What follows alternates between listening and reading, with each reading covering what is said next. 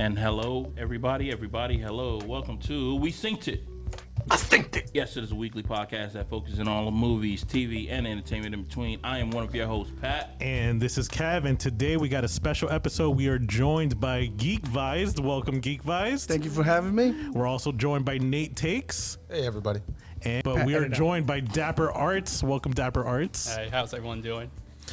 Today's going to be a special episode where we talk about conventions. Convention season is upon us. Yes. These guys in front of us are the reasons behind all the magic that you see on social media, as far as like the dope ass photography, the dope ass videos. A lot of times we go to these cons, and after the cons we see all these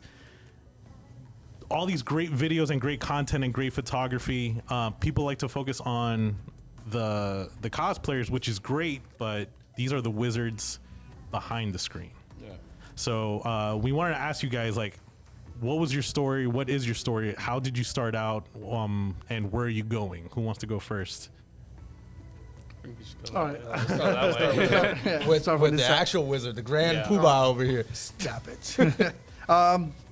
Let's see. For me, the venture was a little bit long because I knew about conventions. I remember I went to a small one, and I remember for Nicole because she was one of the first ones I ever interacted with. But then after that, I didn't know how can I approach it? Because my main goal has always been to create content that pretty much my own stories, my own IPs. So I was like, it would be cool to engage with the cosplayers who already have, the abilities to build stuff or even create fan films. So I went once, and maybe I kind of went hiatus for 2 years. During that, I was still had that in my mind. I remember I reached out to Supercon before they sold to Repop. And I was like, hey, I would like to do your guys' social media. I would just walk around and do social media. And sure enough, like, okay, yeah, come by. So the week was 2 weeks away. I went by, and they gave me their social media login. And this is before They GIFs. trusted you like that, huh? Yeah. Never met me before. And again, this is before Repop. I'm actually going to reach out and see if it's possible now, because I was like, you know what, it'll be fun to do it again. So this is before GIFs. So I literally had my laptop with me, and I remember there was like a Phoenix, and I grabbed an actual little flaming GIF, and I created little stories. And from there on, I had my camera, and my objective was just grab enough content that I can edit within the hour. So I literally turned around a video a Saturday and a Sunday, that day off. So that was a cool experience for me. From there on, I got to a little bit more cosplayers. And then the following year, it was West Palm Beach Comic Con that unfortunately doesn't exist, at least on this side anymore. And I had Daniel with me. And, for me, it's always about how can I make it different? How can I always, everything's already made. But what perspective or what style can you bring? So I was like, hey, Daniel, you want to come with me? Hold this light for me. I'm going to figure out a way of maybe using S-Log unsaturated, that would color correct it on. And the rest is history. That's been pretty much the style ever since. And, from there on, I got the chance to meet a lot of great cosplayers. Became really friends with them. We created a couple of fan films. And we are pretty much, right now, I have a group that we're pretty much on, I don't want to say on schedule, but on the path to creating more content this year with them. And I gotta say, Pat and I, we've worked with Geek Vised several times, and working with Geek Vised is the easiest thing in the world, because his instruction is literally hold this light. That's it. He's gonna create the magic himself. Yeah. So for any future interns out there looking for experience on the field, this is the easiest guy to work with. He's just gonna say, hold this light. Is your mantra the I'll fix it in post kind of thing? Is that your thing? Just like, hold this light, I'll do everything in post. So I think it's more like I don't want to bring this big ass fucking light stand, so you're gonna be my light stand. Yeah. I'll do the rest of the work. Yes. So one of the things that I always thought about was, because it's video, so I'm gonna be moving around side to side to create pretty much a nice composition. So I was like, I didn't want to walk around with a light stand, because I work in production, and one of the things, if I see a light stand that's just by itself, no sandbag, liability. You get triggered. Yeah. You get triggered. So I'm like, if it's a person and somebody's running through him, he can just bob and weave. So, like I said, Daniel, Limitless VFX has been pretty much the main staple, not just being the one who's been holding most of life, but he's been the one bringing the VFX to it. I'll never forget. This was not last year's Florida. No, it was several years ago. You've evolved over the time as far as the size of your equipment. Because in the beginning, you brought like the whole studio with you, and I remember one time you had this giant square gimbal, and then the giant light. And when Pat and I'm gonna show this clip. I'm gonna show this clip of us doing our intro. And it looks like the easiest intro we've ever done. We're just walking and saying, "Hi guys, we're here at Florida SuperCon." Delgado had to lift both the gimbal and the light at the same time. And I think we did like 5 or 6 takes of it. Delgado was sweating bullets, and he was just like, "All right, let's do another one."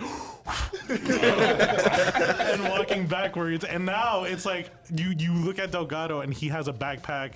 The camera's like this small. The light is this small. And he's like, "Nah, this is all I need." Small. Yeah, everything is like compact and ready to go. It's like a trial and error kind of thing, I guess. Yeah. All right. And what about you, Nate? How did your journey start? So weirdly enough, if you would have asked me, I've been doing professional photography for about 3 years now. If you would have asked me 3.5, 4 years ago, like, "Hey, you're gonna do photography," I would have laughed at your face. I would have never have imagined any of this.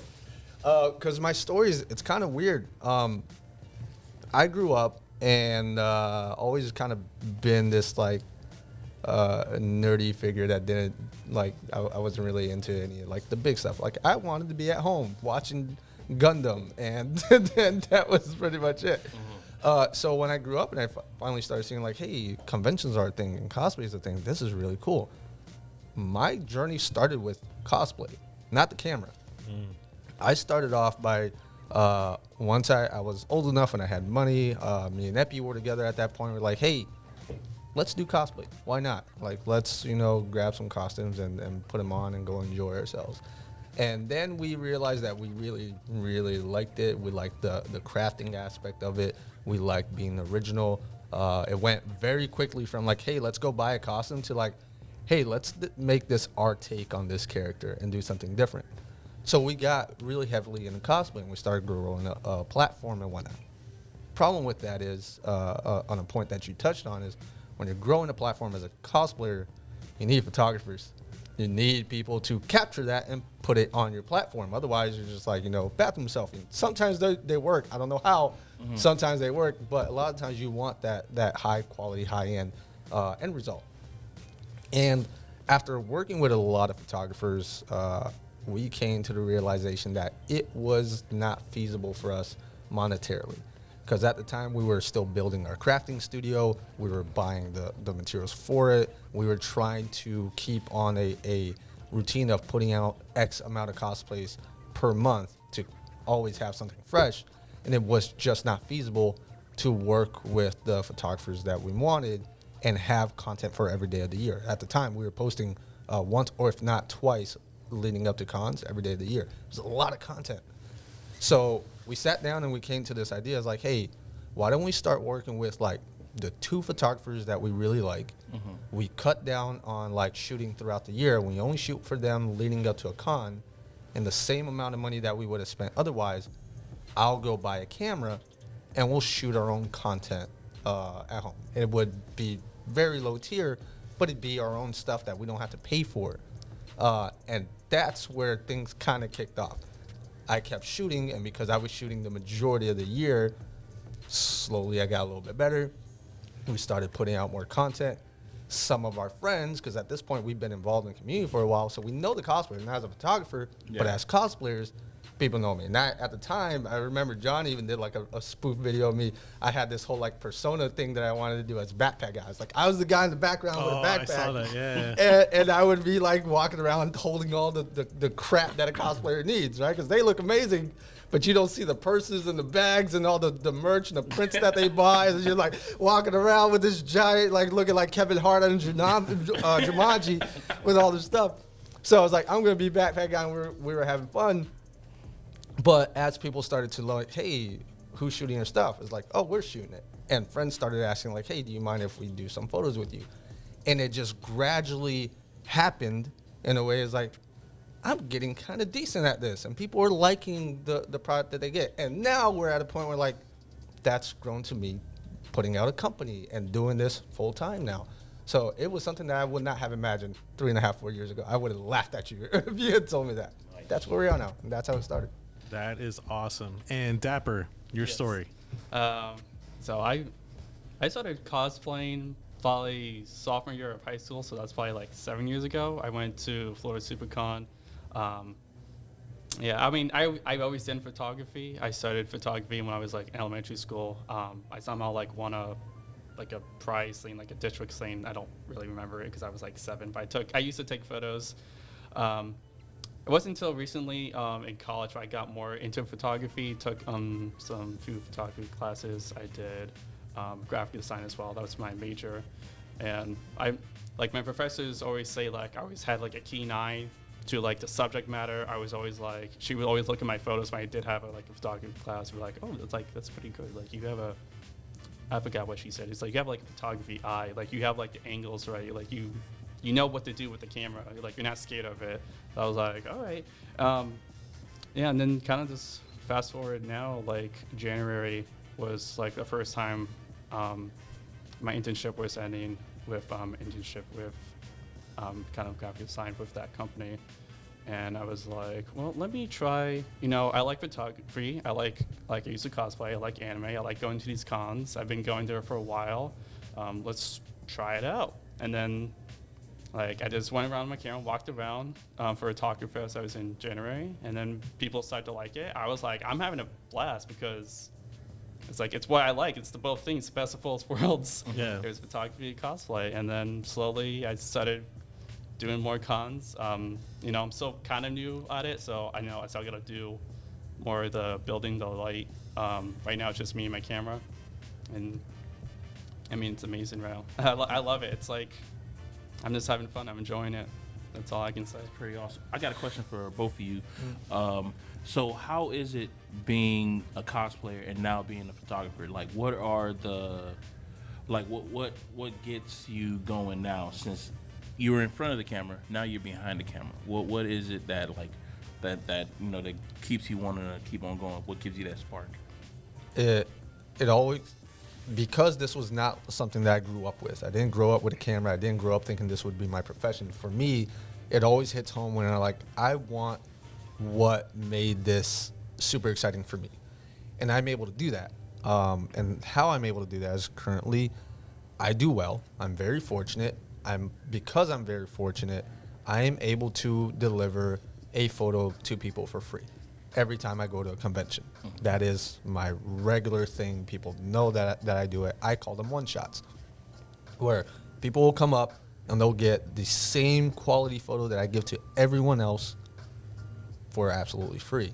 And when they get that, and I'm able to take the shot and show it to them, and I see that expression, and they know hey, I might not have been in the position to afford this, right? Which was where I was when I first picked up a camera. It's I can't afford to do this every day, to get one shot every single day of the year to post on social media. And I can afford to give that to people for free because of how my systems work, because of how I have established myself in the community to do. Every single person, hey, I don't care if you can't afford this, if this is not, the space that you have in your current point in life. You can come here and I'll give you what I wanted so much when I started. And you see the reaction, and you see I've had people cry, straight up break down, and that's just seeing it on the camera. That's before I edit and give them hey, this is what you're actually getting. And then the responses get even crazier. So that, to me, that genuine reaction is hey, I might not have been in the position for this, but you're giving it to me anyways. It reminds me of me and where I was when I picked up a camera. That will drive me forever. It will never stop. That's pretty fucking dope. Yeah. Okay. And what about you, Dapper? No, I just want to find out. That's amazing that you just gave out. I don't when I was little, I actually tried to model. I was actually on a magazine for a swimsuit for Divers Direct when I was little. So I actually tried to do modeling. Unfortunately, it didn't work out, which is okay.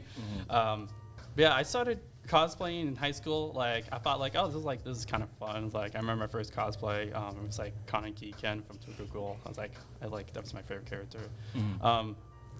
Overall, I try to move forward, try to like grow it, and then for me, it was like trying to do that next step of let's try and actually craft it.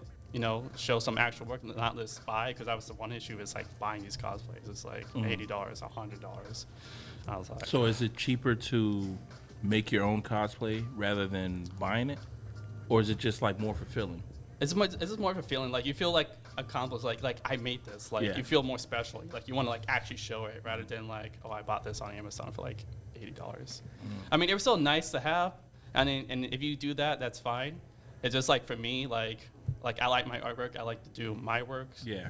And then the issue was, it's like I'd done photography since like elementary school. Like my grandfather gave me a camera. No, nice. Just like it was his camera, and he just gave it to me and said, "Go take some photos." And I used to go to the park and like take photos, and like he would like it. And then now, before when I went to University of Tampa, and my professors like, "You have a keen eye, and like you have a great angle, like it's just good subject matter."